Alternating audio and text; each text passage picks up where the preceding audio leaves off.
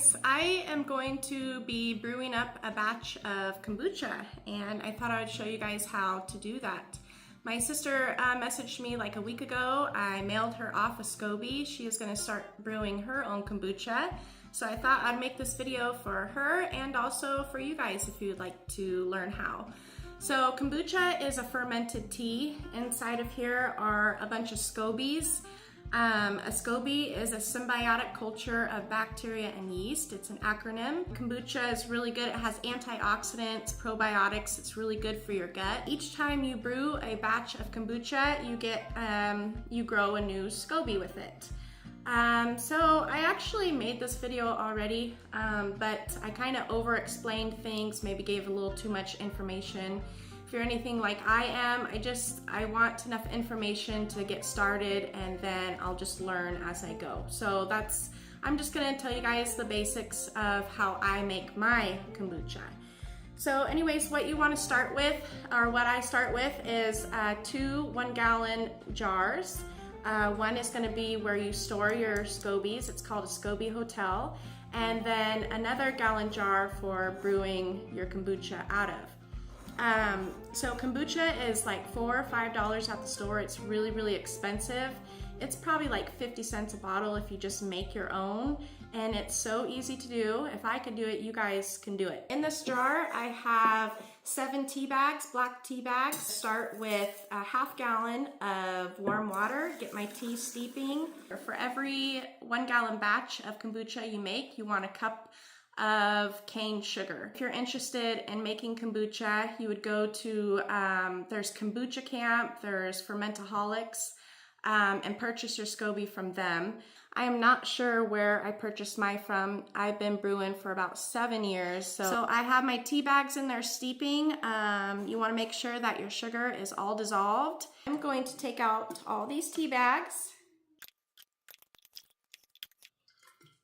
add the other half of my gallon to that jar. Okay, and we're gonna let that cool down to room temperature.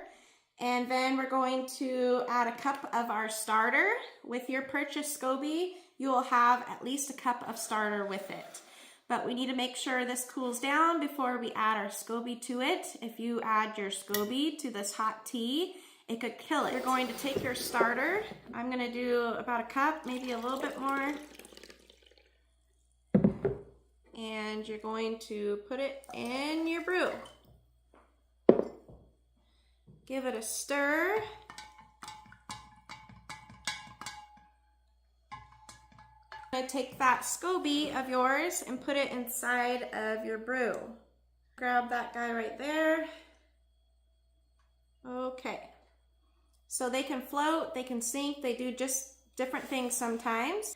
Okay, and there you have it. That's all there is to it. You're going to cover it up with a piece of cheesecloth. I use a rubber band to kind of hold it on there nicely. And you're gonna store that in a warm spot in your house. I keep it up in our loft, and it's always warm up there, like 70, 80 degrees. And you're just gonna leave it alone. By 7 days, you should have a new baby SCOBY growing on top.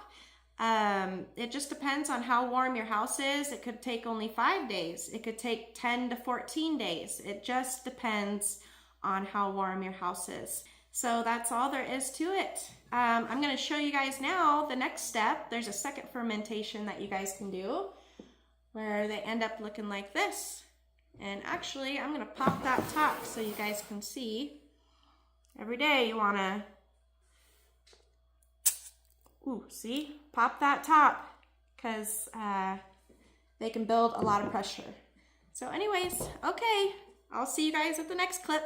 If you would like, you can choose to bottle it up right after that, or you can do what I'm gonna do, which is a second fermentation. It's usually where you add fruit to it for flavor, and that's where it gets all of its carbonation from, is the second ferment. I like to bottle mine in flavor. I always use strawberry. That's what we found that we like the best. I think my sister, when she goes to brew hers, is going to be raspberry and ginger, I think she said. So that sounds really good. I'm gonna have to try that too. I know my tea is done because it's got more of a vinegary smell. It's no longer very sweet.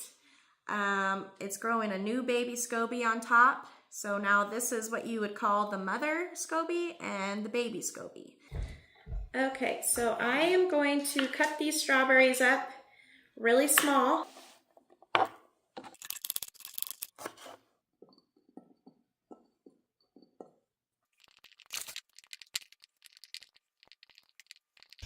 Alrighty, okay, so all my fruit is in my bottles. You see I put about that much in it. You're gonna wanna, that extra jar that you're gonna store all of your SCOBYs into, you want to make sure that you put at least a cup of your freshly brewed kombucha into that SCOBY hotel. It feeds it. The SCOBYs, so the sugar in this is not for you.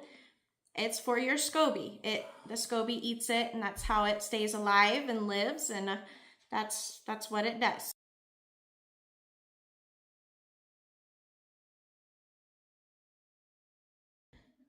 Okay, so look at that. Look at that beautiful baby. I'm gonna put the baby in there. Take the mama out. Take the mother out. Okay, I will just go ahead and give it a stir and get them bottled up.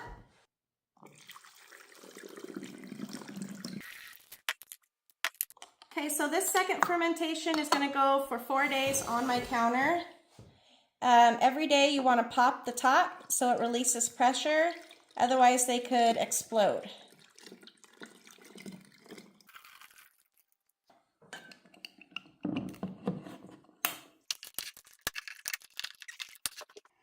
Okay, so after you got all of your kombucha into your bottles, go ahead and do not forget to get that at least a cup out and put it back into your, what is now going to be your SCOBY hotel. So what I do with my hotel is I put it underneath my stairs. It's kind of cooler under there, and that's how I store it until I go to make my next batch. And that's about it. And then 4 days, put it in your fridge and go ahead and enjoy it. Okay guys, we'll see ya. I've gone as long as 6-7 months without brewing a batch, and that's okay to do, but you want to keep an eye on it, and you might want to feed it. How I feed mine is I just steep, I don't know, maybe like 3 tea bags in 2 cups of water with 2 tablespoons of sugar, and I let that all cool, and then I pour it into my SCOBY hotel, and that feeds it and keeps it thriving and keeps them happy and healthy.